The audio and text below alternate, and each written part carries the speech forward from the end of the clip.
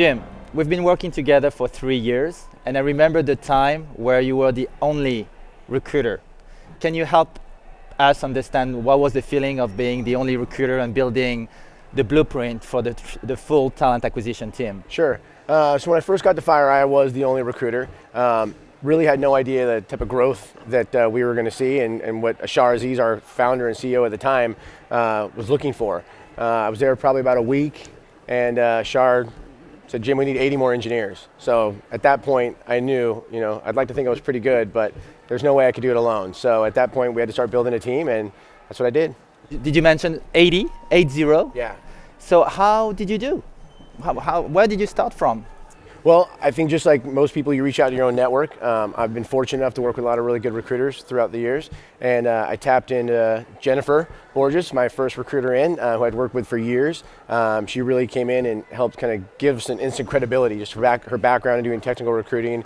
She had a great rapport with the VP of Engineering, Bauman, and of course our CEO, Ashar. And then from there, we just started adding team members. So you mentioned Jennifer. Can you help us understand what are you looking at from a trait and skills perspective when you hire a recruiter? Sure. So there's a couple things, right? So in that instance, I needed someone with credibility, right? I needed someone to come in who's, been there and done that. So when you're making suggestions or asking for unreasonable requests, it's backed up with the credibility of being a great recruiter and having a track record of success. If it's just a new recruiter coming into the organization, maybe somebody I don't know from the past, obviously high sense of urgency, do it now mentality. Most recruiters don't have attention to detail, but that'd be something that'd be nice if they did.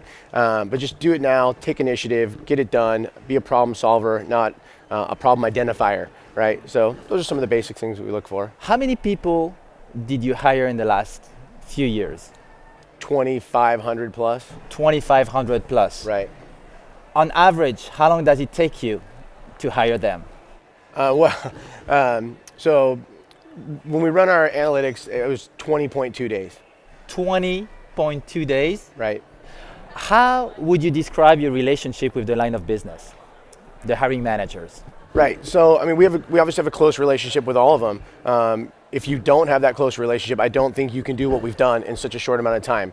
And it's not just myself, it's the people on my team, right? We work very closely with the business leaders, with not just the VP of engineering, but the directors and the first line managers, the hiring teams in general. If you're not close to the business and you don't understand what their needs are and what I call the value proposition of that team in general, when you're looking for talent outside of your own network and they've never heard of FireEye, right? When we were new, no one ever heard of FireEye. Unless you were a malware engineer, you never heard of FireEye. So we really had to understand what the value we can bring to the candidates, right? I call it WIFT, what's in it for them. So if you're on the phone or you're online or you're sending an email, you better know your business well, and you better know what this person is going to do within that business unit and within that team to sell, getting them out of their cube, out of their company, and coming to FireEye. So yeah, we work very closely with them.